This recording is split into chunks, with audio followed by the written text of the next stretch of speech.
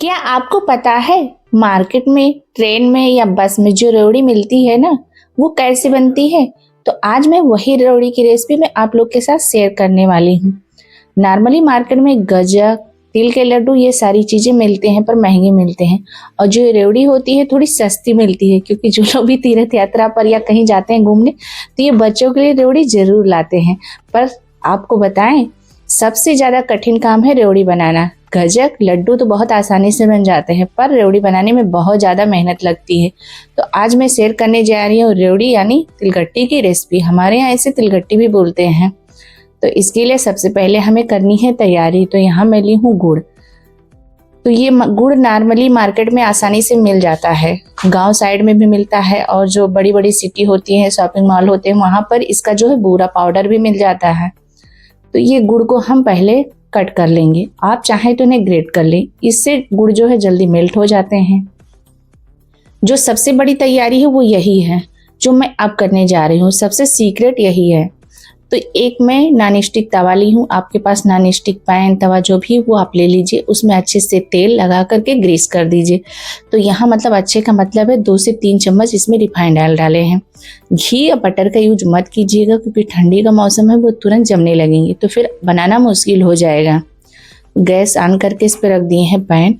अब यहाँ मैं डाल रही हूँ 1 कटोरी चीनी, और जितना हम चीनी लिए हैं उतना ही गुड़ लेंगे और उतना ही हमें पानी लेना है। सबसे ज़्यादा जरूरी इसमें मेजरमेंट होता है। अगर सारी चीज़ें आप मेजर करके लेंगे तो आपकी जो रेवड़ी है एकदम परफेक्ट मार्केट के जैसे बन करके तैयार होगी। ना चिपचिपी रहेगी ना हार्ड रहेगी। तो देखिए, जितना गुड़ लिए हैं उतना ही चीनी लिए हैं, उतना ही पानी लिए हैं। तो सारी चीज़ों को हम मेल्ट कर लेंगे। एक स्टेप है जो हम आपको नहीं दिखाए हैं, वो है कि इसको हम मेल्ट कर लेंगे। उसके बाद इसको हम रख देंगे ठंडा होने के लिए, और इसे हम छानेंगे। क्योंकि जो गुड़ होता है ना, उसमें बहुत सारे डस्ट, गन्ने के रेसे वगैरह लगे होते हैं, तो उससे खिसखिसाहट सी होने लगती हैं।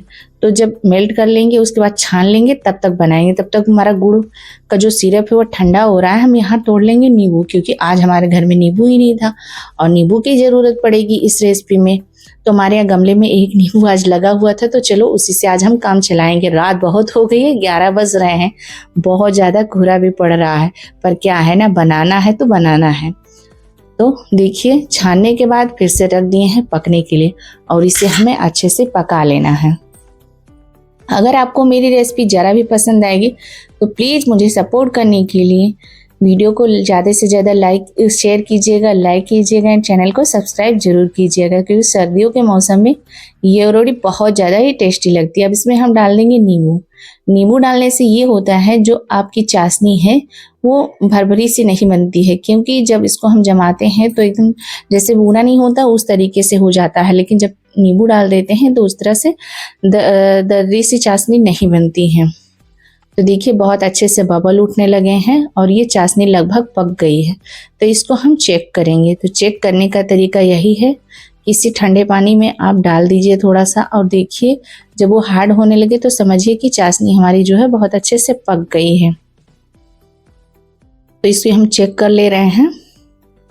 हाँ, तो ये जो चाशनी है देखिए ये जमना शुरू हो गया है। तो इस समय अब हम गैस को कर देंगे बंद, और सिर्फ 2 से 4 सेकंड के लिए इसे इस तरह से चलाते रहेंगे। और इसका यूज हमें एकदम गर्म गर्म में ही करना है, ठंडा बिल्कुल नहीं होने देना है, वरना बन गई आपकी रेवड़ी। आप किसी कीमत पे रेवड़ी को बना नहीं सकते हैं।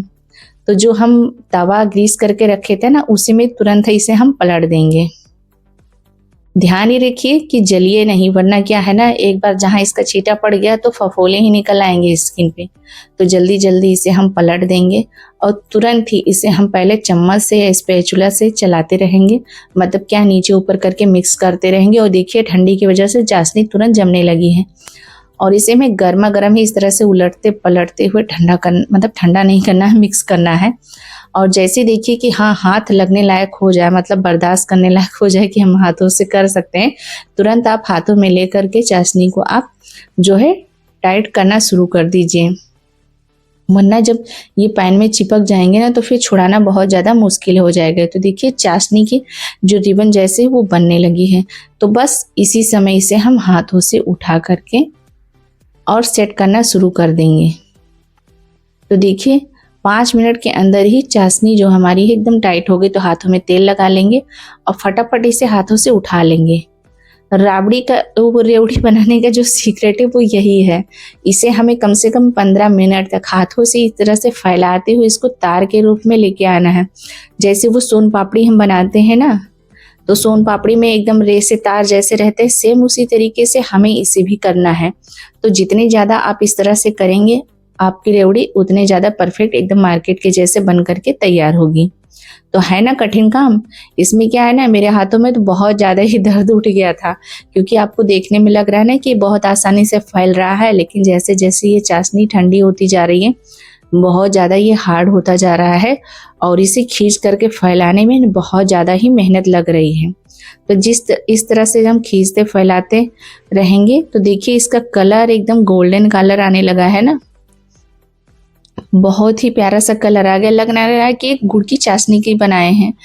तो बस इसी तरह से हमें इसे 10 मिनट तक कम से कम फैलाते हुए खींचना है और सेट करते रहना है। तो ये जो रेवड़ी है बहुत ही ज़्यादा अच्छी बन करके तैयार होगी और इसे एक बार बना करके आप 4 से 5 महीने के लिए स्टोर करके रख सकते हैं, ये खराब नहीं होता। तो देखिए जितने इसको हम फैला रहे हैं उतना ही इसका जो कलर है वो एकदम लाइट गोल्डन होते जा रहा है। तो आपको मेहनत तो थोड़ी करनी पड़ेगी, पर घर में जब बनाते हैं तो सस्ती बनती है, हाइजीनिक भी बनती है और टेस्टी भी रहती हैं। तो देखिए ना कितने तार इसमें रेसे निकलने लगे हैं। हमारे यहाँ जब जो है हमारे घर के मतलब गांव में सब लोग जब तीर्थ यात्रा पर या कहीं जाते हैं तो बच्चों के लिए रेवड़ी जरूर लाते हैं, और खास करके ये बस और ट्रेन में बहुत ही ज़्यादा मिलता है। मार्केट में तो बहुत मतलब ज़्यादा नहीं मिलता है, लेकिन ट्रेन और बस में ये ज़्यादा ही मिलता है। तो देखिए अच्छे से ये सेट हो गया है। इसे पतले स्ट्रिप में कर लिए हैं, तो इसे हम छोटे छोटे टुकड़ों में कट करेंगे। तो चाकू से तो काटने की कोशिश कर रहे हैं पर लग नहीं रहा कि चाकू से कटेगा। तो यहाँ पर हम लिए हैं पिज्जा कटर, इससे देखते हैं कि कटता है कि नहीं, क्योंकि ये बहुत ज़्यादा ही हार्ड हो गया है। तो हाँ इससे कट रहा है पर थोड़ी मेहनत ज़्यादा करनी पड़ रही है। तो इसी तरीके से छोटे छोटे टुकड़ों में इसे हमें कट करके तैयार करना है, क्योंकि रेवड़ी जो है इसी साइज में होती ही है। तो अगर आपको रेसिपी ज़रा भी पसंद आएगी तो एक बार बना करके देखिएगा, यकीन मानिए इतना ज़्यादा पसंद आएगा सभी को कि क्या ही बताएं। तो देखिए छोटे टुकड़ों में कट करके तैयार कर लिए हैं और एकदम खटाखट की आवाज़ आ रही है। तो चलिए यहाँ पर हम तिल को भून लेते हैं। तो यहाँ लिए हैं हम 1 कटोरी तिल। तो जितना गुड़ जितना तिल लिए थे, मतलब वो गुड़ और चीनी लिए थे उतना ही तिल लिए हैं। तिल इतना यूज नहीं होगा पर ले लिए हैं, क्योंकि थोड़ा सा तिल ज़्यादा ही लेना पड़ता है। धीमी आंच पर इसे हम भून लेंगे जब तक इसका कलर ना चेंज हो जाए, थोड़ा सा चटकने ना लगे।